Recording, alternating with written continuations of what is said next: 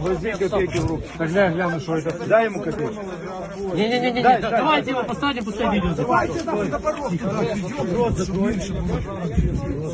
Тихо, тише. Вам сколько кричать? Дай, держи в руки. Убери нахуй ногу. Держи. Тихо, пожалуйста. Ну тихо все! Тихо. Это ты, сука, блядь, за сколько ты продался, блядь? По детям? О, братишка, заебись.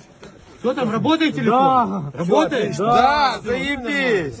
Тихо. Телефон. Так, рот закрой. Закрывайте рты, пожалуйста. Никому, не звони. Так, а ну, откуда? Кто, что, как, где живешь, семья, мать, рассказывай все.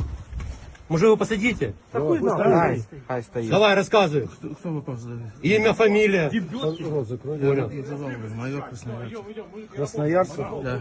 Откуда? Где базирование? Какая часть? Базирование Сечи. Так. Пусковая часть 86 и 89. Ну ты же знал, бля, что ты летишь бомбить мирный город? Нам ничего не доводит. В смысле, ты что, слепой? бля? Не, это я знаю. У тебя шлетное задание было, а где карта? Координаты целей. Да. Сейчас, я телефон. Забирай. Координаты целей есть. Дайте карман. Губин звонит. Кто такой Губин? Командир. Пошел нахуй. И что? И сколько ты бомбометаний уже сделал вылетом на Чернигов мирный? А? На Чернигов первый. До этого летали вдоль границы. Вдоль границы.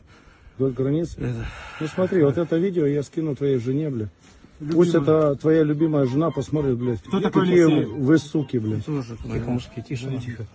Сейчас тебе просто повезло, что тебя мирные не разорвали. Какой борт? Самолет какой? 34.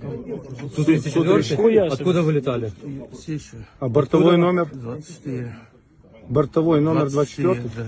Сучево. Хорошо, потом пообщаемся в другом. Сеча, Брянская область. Окей. Какой вылет за сегодня?